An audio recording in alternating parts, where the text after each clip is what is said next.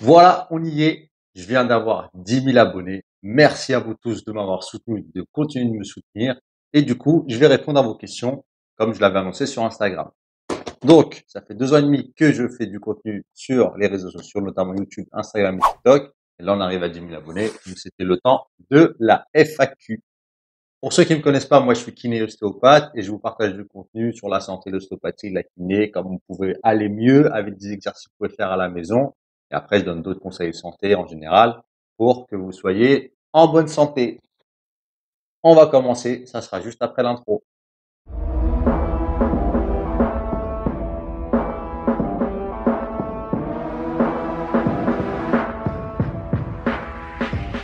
Donc, avant de commencer, n'hésite pas à mettre un petit pouce bleu, ça m'aide à me soutenir et tu laisseras tes commentaires en dessous si tu as d'autres questions par rapport à la parole question ou si tu veux en savoir plus sur certaines pathologies, certains trucs. N'hésite pas à mettre plein de commentaires. Moi, déjà, si je peux pas te répondre, note ça sur une petite liste et après, j'en fais des vidéos. Tu auras juste à rechercher dans ma chaîne pour retrouver la vidéo qui correspond à ce que tu as besoin. Et si vous n'êtes pas abonné à la chaîne, je vous invite à le faire également. Bon, on va commencer tout de suite. Alors, première question, c'est Massilia64 qui l'a posée. Peut-on guérir d'une tendinite avec bursite? Peut-on guérir de la douleur par la douleur exercice intense? C'est marqué comme ça. Alors, est-ce qu'on peut guérir d'une tendinite et d'une bursite? La réponse est oui. Par contre, est-ce qu'on peut guérir par la douleur, c'est-à-dire en faisant des exercices intenses?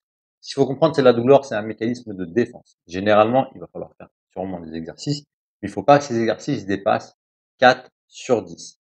Si ça dépasse trop, tu peux générer en fait plus de douleur et tu vas pas forcément calmer, voire diminuer tes symptômes.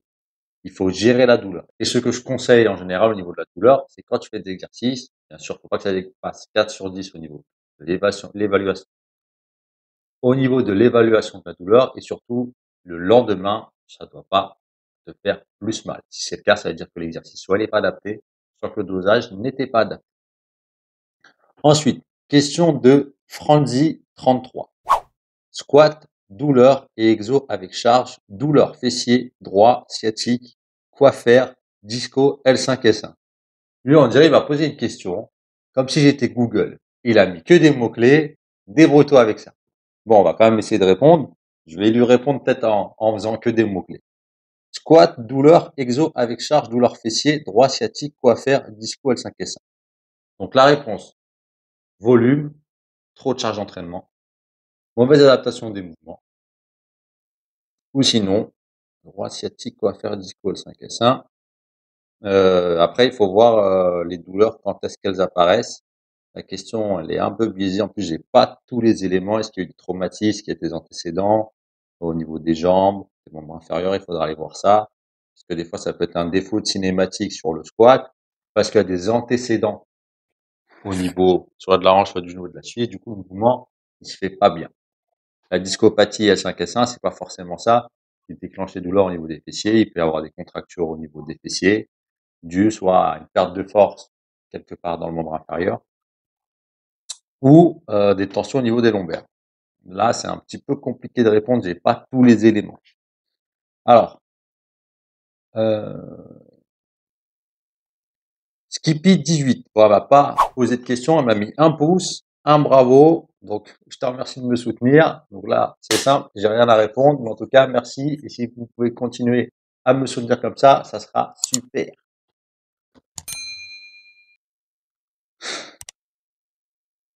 Bob Silla, comment soigner les cervicales et les douleurs de tête? Alors, les cervicales, j'ai fait plein de vidéos sur ma chaîne, tu trouveras sûrement la réponse dessus. Mais comment soigner les cervicales? Bah, déjà, ça dépend si tu as un traumatisme ou pas.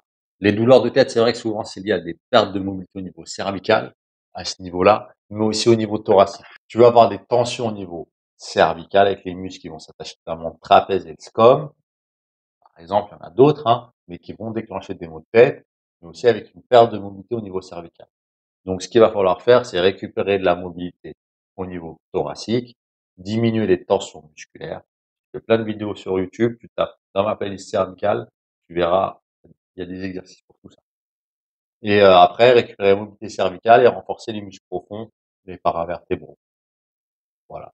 Essentiellement, c'est ça. Après, ça dépend Allez, le mieux, c'est toujours d'aller consulter, comme ça vous aurez un avis précis de ce qu'il vous faut pour vous. Alors, question de HVT Christine. Quelle solution pour les épines sous le talon? Merci. Alors, les épines calcanéennes. Alors, les épines calcanéennes, en fait, c'est ça, la petite pointe ici, qui est, en fait, quand tu as une grosse tension de l'aponévrosite, en fait, l'os, il va pousser un peu plus, ça va faire une épine. Ça va déclencher une douleur au niveau du talon. Généralement, ce qu'on fait, il faut faire du renforcement et des étirements de cette partie-là. La partie au niveau de l'aponévrose, pour que, en fait, ici, ça se désinflamme et que tu aies moins de douleur ici. Il va falloir aussi travailler sur toute la partie de la chaîne postérieure, notamment le triceps, le mollet ici, parce qu'en fait, il y a comme une bande, ça fait toute une continuité. Et quand vous avez trop de tension sur cette bande-là, musculaire, ben, ça peut déclencher des douleurs sous le pied. Que ça soit pour une épine calcanéenne ou pour une douleur de type aponévrosique. Ça va être de la kiné. Concernant l'ostéo, il va falloir qu'il regarde bien sûr le pied, mais aussi le bassin. Parce que ici, vous avez tous les nerfs, notamment le sciatique, qui passent derrière et qui passent jusqu'ici. Et parfois, certaines douleurs de type épine calcanéenne aponévrosique, en fait, c'est des fausses douleurs du sciatique qui est comprimé sur son trajet et va déclencher des douleurs ici. Alors, à un moment donné, on conseille les ondes de choc sur la partie de l'épine, mais on s'est rendu compte que c'est pas forcément le traitement le plus efficace. Ça peut aider si c'est associé à des exercices. Voilà. Dominique D10. Tu vas bien? Ouais, ça va, en ce moment, ça va. Ça dépend des jours, mais on va dire qu'en ce moment, ça va plutôt pas mal. Je te remercie de t'inquiéter. Alors, question de Greg Léon 44. As-tu beaucoup de réussite sur tes manipulations de mail? Alors, le syndrome de Main, en gros, c'est quand vous avez une perte de mobilité à ce niveau-là, sur un étage T12L1, et qui va déclencher des douleurs à ce niveau-là, ou de l'autre côté, bref, en bas du dos, et ça peut irradier jusqu'à devant la hanche. Et en manipulant cet étage-là, eh ben, on calme les symptômes. Donc la réponse à cette question, est-ce que j'ai beaucoup de réussite? Oui. Alors, par contre, les diagnostics de syndrome de Main, ils sont pas toujours donnés. D'ailleurs, moi, quand je les trouve, je n'explique pas toujours aux patients que vous avez un syndrome de Main. Je sais qu'il y a une perte de mobilité là. En général, le patient, il vient avec des douleurs au niveau lombaire à ce niveau-là, avec des irradiations, voire jusqu'à devant la hanche. Moi, je le sais. Je travaille sur cette zone-là. Et en général, en 1 à 2 séances, la douleur, elle disparaît. Et normalement, elle n'est pas censée revenir. Si ça perdure beaucoup plus longtemps, c'est que ce n'est pas uniquement qu'un syndrome de Main. Il y a autre chose à aller chercher. Dorian KNZ. La question, ostéo remboursé par la Sécu et reconnu par l'État, point d'interrogation, tarif augmenté, ton avis dessus? Alors, l'ostéo, déjà, c'est pas remboursé par la sécurité sociale et à mon avis, c'est pas prêt que ça soit remboursé par la sécurité sociale. Est-ce que c'est reconnu par l'État? Alors, c'est pas un diplôme d'État, c'est un diplôme d'ostéopathie qui a été reconnu depuis 2022. Le métier a été reconnu depuis 2022. Donc, est-ce qu'il faut que ça soit remboursé par la Sécu? Je vous laisse répondre dans les commentaires, oui, non, et mettez-moi aussi pourquoi. Alors, tarif des kinés augmenté. Alors là, il va y avoir une augmentation de 3%, je crois, du tarif kiné. Mon avis dessus, clairement, c'est très léger. Quand vous savez que généralement une séance de kiné, ça coûte 16,13 €, que vous ayez un problème de lombaire, de cervical, une épaule, un genou, une cheville, le tarif est le même. Et généralement, les gens, quand ils arrivent au cabinet avec leur ordonnance, ils viennent pas uniquement pour un problème de dos, ils viennent pour un problème de dos. Quand le dos est fini, eh ben, ils vont dire j'ai mal à l'épaule et des fois, en même temps, ils viennent avec plusieurs problèmes. Quand vous traitez l'ensemble du corps à ce tarif-là, c'est un peu compliqué, sachant qu'il y a énormément de charges. Au niveau de la kiné, il y a quasiment 50% qui vont partir dans les charges. Donc, en gros, euh, ouais, on a un métier où on est un petit peu sous-payé par rapport à ce qu'on fait. Je dis pas qu'on gagne pas bien notre vie, mais c'est vrai que quand tu vois par rapport à d'autres pays, dans les pays anglo-saxons, tu vois qu'une séance de kiné, c'est entre 40 et 50 $. En Suisse, je crois que c'est 40 € la séance, je crois. Donc tu vois qu'on n'est pas sur le même pied d'égalité au niveau salaire. Question de Minouche Kaou. C'est quand que tu dors, tu as tout de même l'air un peu fatigué. Alors, la question quand est-ce que je dors, bah, c'est simple, je dors la nuit. Je pense que ça, c'est des gens qui me suivent un peu sur Instagram, sur mes stories, parce que je m'entraîne généralement le soir, des fois à des heures entre à partir de 23 heures jusqu'à des fois 1 heure, voire 2 heures du matin. Mais oui, je dors, ne t'inquiète pas. Après, comme tout le monde, hein, il y a des phases où je dors un peu plus, des fois où je dors un peu moins. Mais j'essaie d'équilibrer tout ça tout au long de l'année. Alors, question de Judo 229. J'ai une sciatique, fesse droite depuis plus de 6 mois. Séance de kiné, peu d'amélioration. Que faire? Ça, c'est une question très intéressante. La première chose à faire, déjà, c'est de voir avec ton kiné, est-ce qu'il y a eu des variations dans ton traitement? Est-ce qu'il essaye plusieurs choses? Est-ce que c'est toujours le même traitement? Normalement, si ça marche pas au bout de 6 mois, c'est qu'il faut changer le traitement. Soit dans ton kiné, tu vas avoir une réévaluation du bilan avec des nouveaux exercices, des nouveaux essais, d'autres tests à faire. Quand je dis des tests, c'est des tests de traitement, hein, peut-être un peu plus d'étirement, peut-être un peu plus de renforcement, peut-être de la balnéothérapie, peut-être un peu de massage. Si ça marche pas, eh ben, il faut pas hésiter à aller voir d'autres thérapeutes. Soit un autre kiné, soit des fois, il faut aller voir autre chose. D'autres médecines, par exemple, faire une séance d'ostéopathie, pourquoi pas de la chiropraxie, ou aller voir d'autres professionnels, parce que des fois, le problème, il se soigne avec les autres collègues, donc avec un traitement pluridisciplinaire.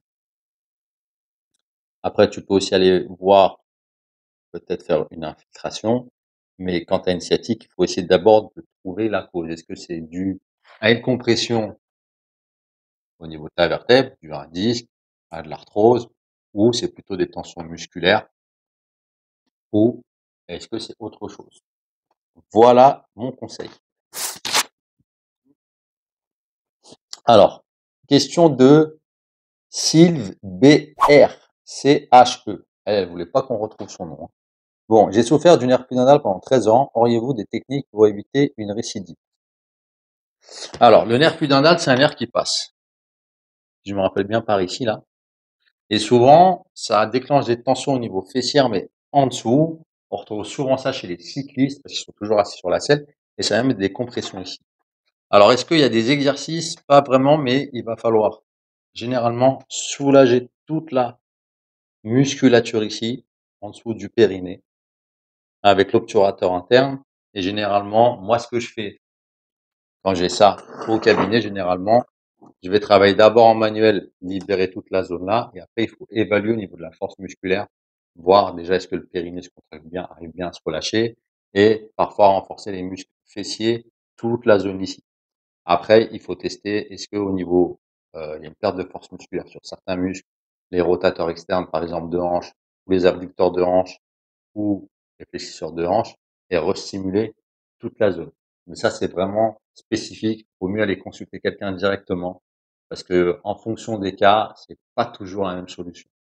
Parfois, on peut avoir des tensions aussi à ce niveau-là, parce qu'il y a un sacrum qui est un petit peu trop verrouillé et qui va déclencher les tensions. Dans ce cas-là, il faut se faire manipuler toute la région lombo-sacrée. Ça, il faut aller voir un ostéopathe pour qu'il travaille toute cette région-là. Alors, après, voilà, Sylvie, je suppose que tu es une femme. Il faut voir si tu as eu des enfants au niveau de l'accouchement, s'il y a eu trop de tension au niveau du bassin lors de l'accouchement, bah, ça peut créer des déséquilibres au niveau du bassin et déclencher cette névralgie. Là, j'ai pas assez d'éléments, il faudrait faire tout un interrogatoire. D'ailleurs, pour la plupart des questions, c'est un peu la même chose, mais là, c'est un peu spécifique, un peu plus spécifique, et les causes sont pas toujours si évidentes que ça. Alors, question de Rabia Seraya 72. Bonjour, comment masser une cicatrice verticale au niveau du cou? Alors, j'ai déjà fait une vidéo dessus, une petite vidéo, vous l'avez retrouvée sur YouTube dans les shorts, sur comment masser une cicatrice. Donc, une cicatrice verticale au niveau du cou, elle est comme ça. Ça m'étonne un petit peu déjà parce que généralement, les cicatrices au niveau du cou, elles sont dans le sens des plis de peau, donc plutôt horizontales. Donc, pour faire simple, quand vous avez une cicatrice, si elle est bien fermée, pour la masser, c'est relativement simple. Il suffit d'essayer de rapprocher les berges et essayer de la décoller. Après, vous pouvez la tourner dans tous les sens en regardant la cicatrice, si elle est bien fermée. Plus vous allez chercher à la tourner, à assouplir la peau, vraiment petit à petit, elle va se remodeler. Vous pouvez utiliser des crèmes, mais essayez de pas d'en mettre énormément, surtout quand c'est cicatrisé. Quand c'est pas cicatrisé, il faut chercher déjà à travailler autour de la cicatrice en se rapprochant progressivement. Voilà, j'essaierai de faire une vidéo un petit peu plus complète sur comment masser les cicatrices, sur YouTube. Tu peux me le noter. Alors, Barbara, truc muscle, des exercices pour éviter les névralgies cervico-brachiales. Ouais, il y en a. J'ai déjà fait la vidéo sur YouTube. Je la mettrai ici dans la fiche. Mais grossièrement, quand tu as une névralgie cervico-brachiale, en gros, une névralgie cervico-brachiale, c'est comme une sciatique, mais dans le bras. Tu as des tensions au niveau cervical, ici. Ça va déclencher, ça va comprimer tes petits nerfs là qui sont en jaune, ici. Et les nerfs, en fait, ils descendent dans le bras. Et ça va déclencher comme une sciatique, mais dans le bras. Généralement, tu vas avoir aussi les tensions et une perte de mobilité au niveau du rachis thoracique. Donc, les exercices pour ça, c'est libérer la zone ici, voire des fois la renforcer, libérer la zone cervicale, travailler des fois sur un peu de glissement en neurodynamique et renforcer tout ça. Grossièrement, c'est ça. J'ai fait la vidéo, elle est sur YouTube, tu as juste à cliquer sur le lien ici. Voilà, j'avais plus de questions. Donc maintenant, si vous en avez, tout se passe en commentaire. N'hésitez pas à vous abonner à la chaîne et à la partager. Et je vous dis à la prochaine pour de nouvelles vidéos. Allez, à plus, ciao. That's all you got, take it right now, before you get lost, yeah, one shot, that's all you got, write your own story, you control the plot, yeah, one shot, that's all you got, could drop